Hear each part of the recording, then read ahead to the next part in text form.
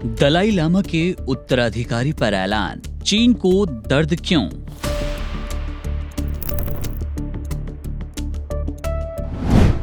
भारत ने चीन को दिया कैसा सख्त मैसेज?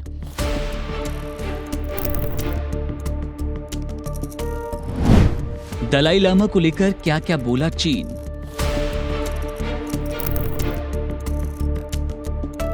दलाई लामा के उत्तराधिकारी को लेकर भारत और चीन के बीच एक बार फिर तकरार तेज है।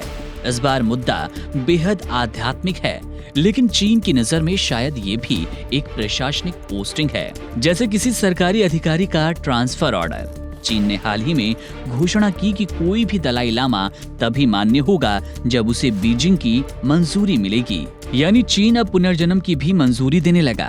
शायद अगली बार जन्म लेने से पहले आत्माएं बीजिंग जाकर फॉर्म नंबर 108 भरेंगी और स्टैंप लगवा कर आएंगी। इस पर भारत ने एक सधी हुई लेकिन साफ प्रतिक्रिया दी। केंद्रीय मंत्री किरेन रिजिजू ने कहा, दलाई लामा का उत्तराधिकारी कौन होगा, इसका निर्णय पूरी तरह से दलाई लामा का है। इसमें किसी सरकार या देश का हस्तक्षेप करने का अधिकार नहीं है। उन्होंने ये भी जोड़ा कि दलाई लामा सिर्फ तिब्बतियों के ही नहीं बल्कि दुनिया भर के लोगों के लिए आध्यात्मिक गुरु हैं। किसी राष्ट्र की प्रशासनिक कुर्सी नहीं जिसे कोई मंत्रालय तय करे।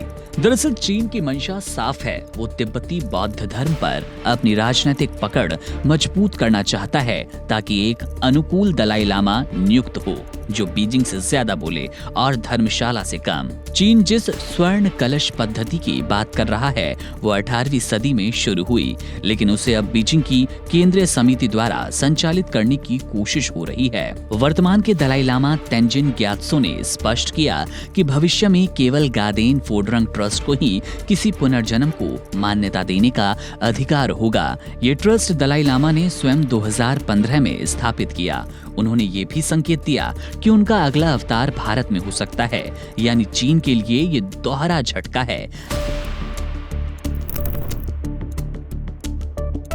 न केवल उनकी पुनर्जन्म नियंत्रण नीति को चुनौती, बल्कि भारत की भूमि पर पुनः आध्यात्मिक केंद्र की पुनर्स्थापना। चीन के प्रवक्ता माओ निंग ने अपने बयान में पुनर्जन्म को लेकर ऐतिहासिक परंपराओं और 2007 के चीनी नियमों का हवाला दिया, जैसे आत्माएं अब संविधान पढ़कर ही जन्म लेंगी।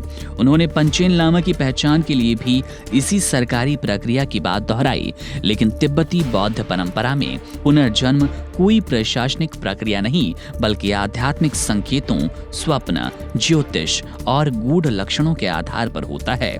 बच्चों का चयन बेहद रहस्यमयी लेकिन सटीक तरीकों से किया जाता है, जैसे पूर्व जन्म की वस्तुओं की पहचान।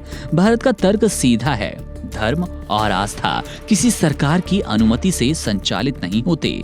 जब कोई देश पुनर्जन्म पर नियंत्रण की कोशिश करता है तो ये आध्यात्मिक नहीं, हास्यास्पद लगता है।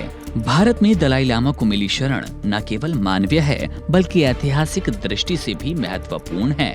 धर्मशाला अब निर्वासित तिब्बती सरकार और तिब्बती संस्कृति का प्रमुख केंद्र है और यही बात चीन को सबसे ज्यादा अखरती है। दरअसल चीन की चिंता ये है कि मौजूदा दलाई लामा, जिन्होंने अंतर्राष्ट्रीय मंचों पर तिब्बती स्वायत्तता और अहिंसा की आवाज बुलंद की है, उनके उत्तराधिकारी भी उसी राह पर चलें। बीजिंग कहता है कि अगला दलाई लामा शांतिपूर्वक चीन की नीतियों का समर्थन करे और शायद करुणा को भी पार्टी लाइन से जोड़े।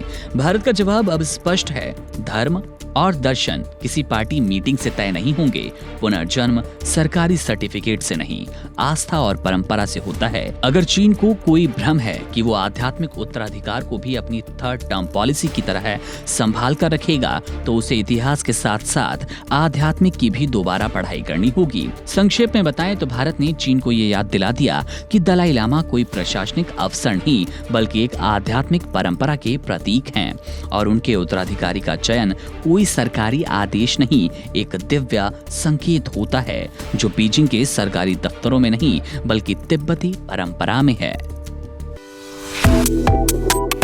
Subscribe to One India and never miss an update. Download the One India app now.